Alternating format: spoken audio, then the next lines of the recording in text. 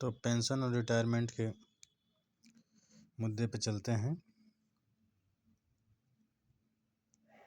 तो पेंशन और रिटायरमेंट के जर्नी के देखा जाए तो इसमें क्या है कि आप 30 साल जॉब, एक्चुअली 25 साल 20 साल जो भी करते हैं उसी से आपको पेंशन और रिटायरमेंट बनाना है, ताकि आप 60 साल के बाद आपकी अर्निंग अगर नील हो जाती है तो आप ऐसा सिस्टम बना चुके जो आपकी सैलरी होती है आपको जॉब छोड़ना पड़ेगा। उसके बाद जो अर्निंग होगी आपका जनरली इन्वेस्टमेंट से होगा, आपने जो सिस्टम बनाया होगा उससे ही होगा। तो ये ज़रूरी है। आप पेंशन एंड रिटायरमेंट चैनल पे आइए तो देख सकते हैं कि मैंने कुछ वीडियो बनाए हैं। इसमें मिडिल क्लास सिस्टम बनाने की बात हो रही है, सैलरी के भरोसे नहीं रहने की बात हो रही है, लोन लेकर अमीर बनने की बात होती है, फाइनेंशियल फ्रीडम की बात होती है, एनपीएस का चॉइस जो एक्टिव करना वो भी बताएंगे। और एनपीएस का अब ऐसे मैंने पुराना ही वीडियो हो गया है, मैं एनपीएस वाला फिर से एक नया वीडियो भी डाल दूँगा। तो चलिए और डिस्कस करते हैं। आज का मेरा टॉपिक है कि पैसिव अर्निंग 25 पैसिव अर्निंग 25 नहीं, बहुत सारे पैसिव अर्निंग है, उनको स्रोत को बनाना है। पैसिव अर्निंग एक तो हो सकता है आपका जो इन्वेस्टमेंट पैसा लगा है उससे भी हो सकता है, और ऐसा है कि आप पैसिव अर्निंग ही हर एक आपका जो जो एक्सपेंडिचर है, मान लीजिए आपके पास 10 एक्सपेंडिचर है, लाइफ स्टाइल एक्सपेंसेज का है, कार का है, घर का रेंट का है, आपका कोई ईएमआई है, तो आप सबको क्या कीजिए, जो जो खर्चे हैं उसको एक एक इन्वेस्टमेंट का जरिया बनाइए और उस इन्वेस्टमेंट के जरिए से उसको पे करने की कोशिश कीजिए। एक सिस्टम बनाइए। पैसिव अर्निंग का आते हैं तो नेट पे कुछ देख लेते हैं, उसके बाद डिस्कस करेंगे और भी सारे जो हमने भी कुछ प्रयोग किए हैं। पैसिव इनकम का देखा जाए तो बहुत सारे जो जाइएगा तो आपको मिलेगा कि आप फ्रीलांसर के तौर पे काम कर सकते हैं, स्टॉक मार्केट का डिविडेंड वाले स्टॉक का कर सकते हैं। चलिए देखिए passive income, write an ebook के लिख के पैसिव इनकम कर सकते हैं, यानी एक बार आपको लिखना होगा उसके बाद आपकी अर्निंग होती रहेगी। तो ठीक है चलिए, और आगे आता है sell photography online, create app create कीजिए, उस पर एडवर्टाइजमेंट चलाइए, अपना ब्लॉग यूट्यूब पे एक चैनल बनाइए, और सेल डिज़ाइन ऑनलाइन, अपना कोई डिज़ाइन है कोई भी हो सकता है आपसे रिलेटेड, कपड़े से रिलेटेड हो सकती है, फैशन डिज़ाइन हो सकती है, कोई भी आप उसको सेल कर सकते हैं। बाय डिविडेंड स्टॉक खरीद सकते हैं और उससे जो डिविडेंड मिलेगा उससे आप क्या कर सकते हैं, अपना खर्चा बियर कर सकते हैं। बॉन्ड सेटअप पे बॉन्ड लेडर, यानी बॉन्ड भी खरीद सकते हैं और उससे जो अर्निंग आएगी आप प्रोडक्ट सॉरी, और high yield CD saving account. देखिए सेविंग हाई यील्ड जो है आरडी भी कर सकते हैं या सेविंग अकाउंट भी कर सकते हैं, उसमें हो। आजकल बहुत सारे फैसिलिटी आ रहे हैं, आप उसको बस यूज करना पड़ेगा। Try peer to peer lending भी है। पीयर टू पीयर लेंडिंग में थोड़ी सी समस्या भी आती है, लेकिन वो भी बहुत सारे लोग डील कर लेते हैं। Set up an annuity, buy municipality bond close end up fund, invest in preferred stock में इन्वेस्ट कीजिए, रेंटल इनकम क्रिएट कीजिए, crowd funded real estate buy कीजिए, रीट में इन्वेस्ट कीजिए, rent out your home for short term, या ओयो जैसा PG facility दीजिए, affiliate marketing कीजिए, स्पॉन्सर पोस्ट सोशल मीडिया पे दीजिए, एडवर्टाइज योर कार, आपने कार पे क्या कीजिए कोई ऐड चिपका दीजिए जिससे पैसा मिलेगा। फ्लिप रिटेल प्रोडक्ट, जो प्रोडक्ट है आप उसको बाय एंड सेल कर सकते हैं, जैसे ज़मीन खरीदे कुछ दिन बाद बेच दिए, तो ये होता है। Create a course, rent out parking space, अगर वो कोई खाली जगह है तो उसको पार्किंग स्पेस के तौर पे रेंट आउट कीजिए। House hold item rent out कीजिए, जो आपके पास मान लीजिए सोफ़ा है, फैन है, एसी है, तो आप उसको रेंट आउट कर सकते हैं। बाई ये लोकल बिजनेस, बाई ये ब्लॉग। इसके बाद आते हैं तो एग्रीकल्चर में बहुत सारे होते हैं जिसमें लीज पे ज़मीन लिया जाता है, फिर से आप किसान को आप दे सकते हैं उसको खेती करने के लिए, और उससे जो मुनाफा होगा आप 50-50 बांट लें। कोई आप साइलेंट पार्टनर बन जाइए किसी के बिजनेस में, आपके दोस्त हो सकते हैं, आपके रिश्तेदार हो सकते हैं, आपके फ्रेंड हो सकते हैं, तो इस तरह बनाइए और उसमें आप अपना पार्टनरशिप, साइलेंट पार्टनरशिप बन जाइए। जॉब अगर करते हैं तो अगर आप एक्टिव हैं तो एक्टिव पार्टनर बन जाइए। तो कहने का मतलब है कि बिजनेस करना पड़ेगा, केवल नौकरी के भरोसे नहीं रहना पड़ेगा, क्योंकि जिस दिन नौकरी ख़त्म उस दिन आपका समझ में नहीं आएगा क्या होता है। तो आपको सहारा देने के लिए कम से कम मल्टीपल अर्निंग सोर्स होनी चाहिए, और वो मल्टीपल अर्निंग सोर्स तो एक्टिव भी हो सकती है, पैसिव भी हो सकती है, लेकिन ज़्यादातर आपकी एक्टिव अर्निंग सोर्स एक ही हो सकती है या दो हो सकती है। उसके बाद तो आपको पैसिव अर्निंग बनाना ही पड़ेगा। तो पैसिव अर्निंग बनाने से क्या होता है कि आप अलग अलग पैसिव अर्निंग बनाइए और उस पैसिव इनकम को कवर कीजिए अपने एक्सपेंसेस से। और देखिए, बात किया जाए फाइनेंशियल एडवाइज़र, तो फाइनेंशियल एडवाइज़र जो हैं आपको इंडिया में किसी को मिलेंगे नहीं, क्योंकि देखिए फाइनेंशियल एडवाइज़र भी चाहते हैं कि हम तो एडवाइस उसी को करें जहाँ से उसकी अर्निंग अच्छी हो। तो बड़े बड़े लोगों के लिए फाइनेंशियल एडवाइज़र रहते हैं, और गरीब लोगों के लिए फाइनेंशियल एडवाइज़र अगर देखेंगे भी तो LIC एजेंट्स हैं, बैंक है वाले हैं, या दोस्त रिश्तेदार हैं। आप बताइए, जिन्होंने खुद ही वेल्थ नहीं बनाया है वो फाइनेंशियल एडवाइज़र के तौर पे क्या काम करेंगे। और LIC एजेंट अपना प्रॉफिट देखेगा कि आपका प्रॉफिट देखेगा। LIC एजेंट या बैंकर, बैंकर को क्या है, अपना वो प्रोडक्ट सेल करना है तो उसकी बेनिफिट्स गिनाएगा, वो आपकी प्रॉफिट तो सोचेगा नहीं। म्यूचुअल फंड वाले क्या है, आपको बोलते हैं कि यहाँ पैसा लगाइए वहाँ पैसा लगाइए, लेकिन कभी निकालने के लिए नहीं बोलते हैं। अभी देखिए स्टॉक मार्केट में स्मॉल फंड में क्या है, स्मॉल म्यूचुअल फंड में बहुत सारे डाउनफॉल आए, लेकिन कोई नहीं कहा कि निकालने के लिए। तो आप देख सकते हैं इससे क्या हो रहा है कि वो अपने बेनिफिट के लिए काम कर रहे हैं, आपके लिए काम नहीं कर रहे हैं। तो इससे आप समझ सकते हैं कि वो अपने बेनिफिट के लिए, आपके बेनिफिट के लिए काम नहीं कर रहे हैं। और आपका बेनिफिट तभी होगा जब आप अपना पढ़िएगा। तो आपको फाइनेंशियल एजुकेशन की कुछ टिप्स एंड ट्रिक्स बहुत सारी फ्री हैं, यूट्यूब पे फ्री हैं, आप उनको एनालिसिस कीजिए। ठीक है, इसके अलावा बात की जाए तो फाइनेंशियल पैसिव अर्निंग बनाना ज़रूरी है। एग्जांपल लेते हैं कि एक एक एग्जांपल में भी थोड़ी सी स्टोरी है, सुन लीजिए। इसमें क्या है कि अगर एक मान लीजिए वाटर सप्लायर है, तो नदी से क्या कर रहा है कि पानी का एक कंटेनर ला रहा है, और 20 लीटर लाया तो 20 लीटर लोगों को एक एक लीटर में बेच दिया। उसका दूसरा भी पार्टनर है, वो भी एक कंटेनर से ला रहा है, 20 रुपये का बेच रहा है, मान लीजिए 20 रुपये बेचा 20 लीटर पानी।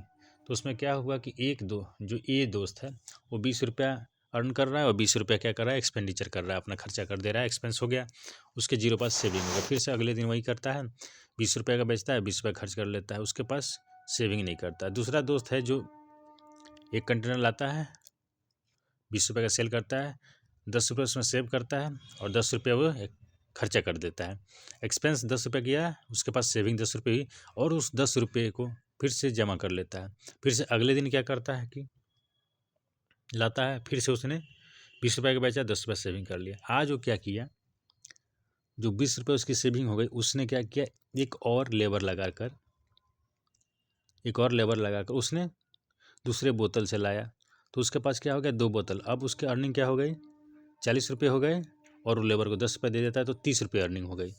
एक तीसरा दोस्त सी है, तीसरा दोस्त क्या करता है कि वो 20 रुपये का बचता है, 20 रुपये का बेचता है, 10 रुपये सेविंग करता है। ऐसे ऐसे करते करते 6 महीने की सेविंग करता है, और जो 6 महीने की सेविंग आती है उससे क्या करता है कि उस बीच में पाइपलाइन, यानी कुछ मेहनत भी करता है, कुछ पाइप खरीद कर लाता है, और उससे पाइप का एक कनेक्शन बनाता है। तो देखा जाए इसमें तो ये जो है बहुत अच्छे से खर्चा कर रहा है, मौज में जी रहा है। बी थोड़ी सी सेविंग करके लेबर बढ़ा रहा है, यानी लीवरेज कर रहा है लेबर का। और थर्ड क्या है, लीवरेज कर रहा है टेक्नोलॉजी का और पैसे का भी। तो इसमें क्या होगा कि फाइनली जब 10 साल 5 साल 2 साल बाद जब भी आप देखिएगा 2 साल बाद, तो उसने अपने पाइपलाइन बिछा लिया होगा सी ने। बी का क्या हुआ होगा, एक लेबर से 50 लेबर हो गए होंगे, और ए का क्या हुआ होगा, अभी एक ही कमा रहा होगा। तो ए को तो कुछ दिन बाद एहसास होगा, 10 दिन 20 दिन बाद, कि बी वाला उससे अच्छा कर रहा है। सी वाला थोड़ा स्लो चलेगा, लेकिन सी वाला जैसे ही 2 साल बाद उसका पाइप बन के फिट हो जाएगा कनेक्शन, उसमें उसकी अर्निंग उन दोनों को बीट कर जाएगी, और वहाँ पे सी का डोमिनेशन हो जाएगा। तो ये होता है पाइपलाइन बिछाने का। यानी आपके अर्निंग सोर्स जो है मल्टीपल होनी चाहिए, एक कभी अर्निंग सोर्स पे डिपेंडेंट ना रहे। अब आती है एक्टिव अर्निंग कितनी कर सकते हैं, 1 से 2 कर सकते हैं। उसके बाद आपको पैसिव अर्निंग में जाना ही पड़ेगा, ये आपकी मजबूरी है। नहीं तो आप आज का जो सिस्टम है उसमें गरीब रहना आपको कोई सिखाएगा नहीं। आपको कोई बंधुआ मजदूर की तरह पहले जैसे होता है वैसे नहीं कि आपके हाथ में पैर बांध रस्सी से बांध दिया गया, आपसे काम कराया जा रहा है। आपको बिना बांधे हुए आपको एक बंधुआ मजदूर की तरह ट्रीट किया जा रहा है, कंपनी के द्वारा, बैंक के द्वारा। तो आप उससे बचने के लिए आप ये है कि आप खुद आप अपना पैसिव इनकम जनरेट कीजिए और अपने एक्सपेंसेस कवर कीजिए। आप अपने पहले एक्सपेंसेस बांट लीजिए कि मेरा क्या है, मेरा फर्स्ट ईएमआई है, घर का होम लोन है, मेरे राशन का खर्चा ये है, मेरे कार का खर्चा ये है, मेरे स्कूल के बच्चों का ये खर्चा है, मेरे रिटायरमेंट के लिए इतना जमा होना चाहिए। अब आप ऐसे कीजिए कि अपने अपने सिस्टम बनाइए, जो भी अर्निंग का सिस्टम बनाइए। उसमें क्या है, पहला अर्निंग राशन पर कहाँ से आएगा, उसके लिए उसको कवर कीजिए। फिर से दूसरी बार होम लोन लीजिए, उसका ईएमआई जो आ रहा है उसको आप सोचिए कि कहाँ से हम कवर करें, कैसा एक सिस्टम बनाएं। होम लोन लेना ज़रूरी है, लेकिन 20 साल 25 साल होम लोन ले लेते हैं और सैलरी से केवल भरना, ये बहुत बड़ा बेवकूफ़ी है। आप अब जाल में फंसे रहेंगे और आपको कभी भी सक्सेस में, आप उस जो ट्रैप में फंसे हैं उस ट्रैप से बाहर नहीं निकल पाइएगा। तो उस ट्रैप से बाहर निकलने के लिए आपको पैसिव अर्निंग आना पड़ेगा। अब मान लेते हैं कि वेइंग मशीन है, किसी मॉल में आपने उसको लगा दिया, आप वेइंग मशीन लगा दिए, उससे आप संपर्क किए, उसका रेंट आउट कुछ होगा महीने का, आपने उस पर लगा दिया, लोग जा रहे हैं, आप वेट कर रहे हैं अपना, और उसमें 1 रुपया चला जा रहा है, 2 रुपया चला जा रहा है, चार्जेज जो है उसके। अब आप उसमें क्या है, आपने एक बार सिस्टम लगवा दिया, उसके बाद क्या है कि आप जाते हैं, केवल डेली शाम में जाते हैं और पैसा निकाल के चले आते हैं। उस सिस्टम को देख लेते हैं कि सही काम कर रहा है कि नहीं। तो इससे क्या हो गया, आपको बिना किसी ज़्यादा मेहनत के, मतलब आप थोड़ा सा मेहनत कर रहे हैं, केवल पैसा जा रहे निकाल रहे, और थोड़ा सा उसमें खराबी होगा तो आप उसमें टेक्नीशियन के हेल्प द्वारा आप उसको सुधरा देंगे और आपका अर्निंग सोर्स आने लगेगा।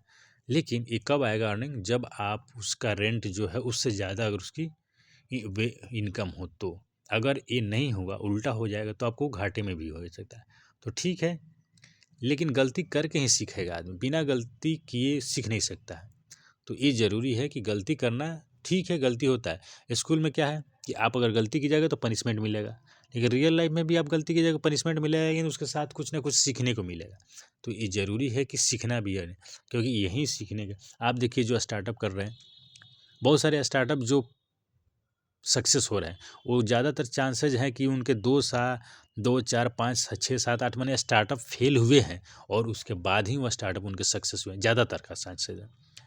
तो फेल से घबराना नहीं चाहिए। और हमारे स्कूल का जो एजुकेशन सिस्टम है उसमें है कि आप अगर गलती करते हैं तो उसका पनिशमेंट मिलता है। ठीक है, पनिशमेंट मिलता है, लेकिन उसको सुधारने का भी है, या उसके बाद हम काम वो करते हैं तो उसमें भी हमको हेल्प मिले। इसके लिए ज़रूरी है कि हमको गलती होनी चाहिए।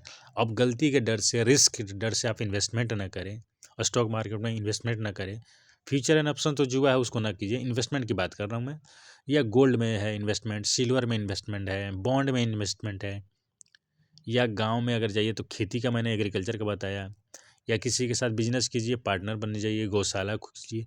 ये तो बहुत, अगर पुराने आप कहीं भी सिस्टम में रहे हो तो पुराने में आप देख सकते हैं कि लोग पीयर टू पीयर लेंडिंग करते हैं, और भी बहुत सारे। मैं ना कहने का मतलब है कि आप पुराने वाले भी इन्वेस्टमेंट तरीका देखिए, नए वाले में भी देखिए। अभी देखिए जैसे बीसी का कंसेप्ट चलता है, बीसी में क्या होता है कि उसमें एट ए टाइम आपको ज़्यादा पैसा मिल जाता है, आप उससे कोई काम कर लीजिए और उसको मंथली देते रहिए, आपको बैंक का लोन की नहीं जाना पड़ेगा। तो इससे क्या हुआ, पीयर टू पीयर है, मतलब पीयर टू पीयर क्या है, एक ग्रुप चलता है। तो इन सब का भी आप फ़ायदा लीजिए। आपको प्रॉपर्टी खरीदने में डाउन पेमेंट के में यूज़ कर लीजिए, और ज़्यादा 80% 60% लोन ले लीजिए। तो इससे क्या हो जाएगा कि आपने प्रॉपर्टी खरीद लिया कम पैसे में। तो इसको यूज़ कीजिए, फ्लिपिंग कीजिए, बहुत सारे और तरीके हैं। आप देखिए पैसिव अर्निंग जो कर लेता है वो कितना रिलैक्स फील करता है। अगर मान लीजिए आपने एक अर्निंग जनरेट किया, इससे आपका राशन का खर्चा जो भी है, मान लीजिए 10-15 हज़ार जो भी है, 10,000 रुपये आपके राशन के खर्चे हैं। आपने एक ऐसा सिस्टम बनाया जिससे आपने 10,000 रुपया अर्निंग जनरेट करना है, तो आपको राशन का चिंता खत्म हो गया। फिर से आप दूसरा सिस्टम बनाइए, सोचिए समझिए, जिससे क्या होगा, आपका रेंट का खर्चा चल जाए, तो आपका रेंट का आउट हो गया। फिर से आप तीसरा बनाइए जिसमें आपका क्या हो, बच्चों का एजुकेशन फीस जो आ रहा है वो उससे चले जाए, उससे एक्सपेंसेस हो जाए। तो उससे क्या है कि आपने पैसिव अर्निंग बनाना किया, एक-एक बनाते गए, एक बनाना है, फिर से उसके बाद उसमें कम ध्यान देना है। एक बनाना है, उस पे ज़्यादा जोर देना है, 1-2 साल देना है, फिर से उसके बाद ध्यान कम रहेगा, थोड़ा बहुत देख-रेख करना है, फिर से बनता जाएगा। मैं एग्रीकल्चर इंस्ट्रूमेंट रखता हूँ, हड़म्बा है, उसको मैं रेंट 1 डेढ़ महीना चलता है और मैं पार्टनरशिप में हूँ। एग्रीकल्चर में क्या है कि मैं कुछ खेत जो है बांधे रखा जाता है, मतलब कुछ पैसे से, और उसके बाद जो गल्ला आता है उसका, वो हाफ हाफ प्रॉफिट कर लिया जाता है। तो ये मेरी अर्निंग सोर्स है, जो कि पुराने मेथड्स हैं। मैं एफडी उफडी नहीं करता, एफडी भी है लेकिन मैं नहीं करता हूँ। तो मैं पुराने तरीके भी और नए तरीके भी, कुछ मैंने प्लॉट्स भी लिए हैं, उसमें मैं फ्लिपिंग के लिए बारे में ही लिया हूँ कि मैं अभी खरीद लेता हूँ, कुछ महीनों में अगर प्रॉफिट हो जाएगा तो उसको बेच दूंगा, सालों में प्रॉफिट होगा तो बेचूंगा। तो ये सब क्या है, तरीका है। मैंने स्टॉक मार्केट में भी कुछ इन्वेस्टमेंट किया है, लेकिन मुझे उतना ज़्यादा रिटर्न नहीं समझ में आया है। कुछ सेविंग अकाउंट में भी किया जा सकता है, बहुत सारे ऐसे। और मेरा कहाँ से है, मेरा पीयर टू पीयर लेंडिंग भी है कुछ। पीयर मेरा सबसे ज़्यादा profitable peer to peer lending है। और फिर से देखा जाए तो कुछ स्टॉक मार्केट से मैंने स्मॉल कैप माइक्रो कैप में भी इन्वेस्ट किए थे, जो कि अच्छा खासा प्रॉफिट दिया है। लेकिन अभी देखा जाए तो 4-5 महीने में अच्छा प्रॉफिट नहीं है। तो अच्छा, उसके बाद मैंने लार्ज कैप में इन्वेस्टमेंट नहीं किया है। अब मैं सोच रहा हूँ कुछ लार्ज कैप में करूँ। कुछ मैंने गोल्ड थी सिल्वर में किया है, गोल्ड में नहीं किया, सिल्वर में किया है, वहाँ से मेरा अच्छा खासा प्रॉफिट हुआ है। तो ऐसे सिस्टम बनाइए, थोड़ा थोड़ा हर जगह बनाइए और अपॉर्चुनिटी ढूंढते रहिए। और सभी लोग जिनसे भी आप बातें करते हो, जहाँ भी करते हो, अगर आपको कुछ ऐसा लगता है कि डिस्कस करना चाहिए इन्वेस्टमेंट के बारे में, तो उनसे डिस्कस कीजिए, उनसे सीखिए। बहुत सारे ऐसे लोग हैं कि जितनी उनकी सैलरी है उतना ईएमआई बना के वो लोग पैसिव बिजनेस चालू कर रखे हैं, अपने पापा के हेल्प से, अपने भाई की हेल्प से, जो भी हो कर रहे हैं और आगे बढ़ने की कोशिश कर रहे हैं। ऐसे ऐसे पैसिव अर्निंग बनाइए हर एक का। और गोल बेस्ड इन्वेस्टमेंट होनी चाहिए। गोल बेस्ड इन्वेस्टमेंट का मतलब आप समझते हैं, हर एक गोल के लिए हर एक इन्वेस्टमेंट कीजिए, हर एक गोल के लिए हर एक इन्वेस्टमेंट कीजिए। और पहले आपका ये जो एक्सपेंडिचर है उसका अगर खर्चा निकल जाए, उसके बाद आप समझिए कि फाइनेंशियली फ्री हैं आप, यानी जॉब छोड़ सकते हैं। जॉब छोड़ सकते हैं या उससे 2 गुना अर्निंग हो जाए तो भी आप जॉब छोड़िए। कहने का मतलब है कि आपको सोचना नहीं है। या आप, ये भी हो सकता है कि आप कहें कि आप, मैं कुछ वेल्थ बना लूँ, पैसिव अर्निंग भी मेरा जो खर्चा है उतना बराबर हो जाए तो मैं छोड़ दूँ, तो ठीक है। पैसिव अर्निंग बहुत ही ज़रूरी है। आप जो भी हो, आप यूट्यूबर बन जाएँ, टीचर बन जाएँ, ऑनलाइन एजुकेटर बन जाएँ, ई बुक करें, मतलब हमको, आप लोग जो भी इतना समझ में आया होगा, आप लोग कमेंट कीजिए, आप लोग कौन कौन सा इन्वेस्टमेंट करते हैं, वो तरीका कमेंट कीजिएगा, बहुत अच्छी सॉल्यूशन मिलेंगे। और इसी कमेंट से हम लोग और भी डिस्कस करेंगे, जिससे पैसिव अर्निंग के तरीके मिलेंगे। हर एक कोई अपना अपना पैसिव अर्निंग जैसे जैसे जनरेट किया हो, उसको खुशी मिल रही होगी, हमें एक्सपेयर शेयर कर सकता हूँ तो शेयर कीजिए। Thank you so much, God bless you. और मैं ऐसा चाहता हूँ कि एक कम्युनिटी बने जो पैसिव अर्निंग के बारे में डिस्कस करे। और देखिए, कहने का मतलब, आप फ्लॉप भी हुए, फेल भी हुए, उसको भी डिस्कस कीजिए। जैसे फ्यूचर ऑप्शन में बहुत सारे फेल भी हुए, डिस्कस करना चाहिए कि ये दूसरा कोई वैसी गलती ना करे। इससे एक अच्छी कम्युनिटी बनेगी। चलिए, thank you so much. Telegram पे मैं एक ग्रुप बना दूंगा। Thank you, God bless you.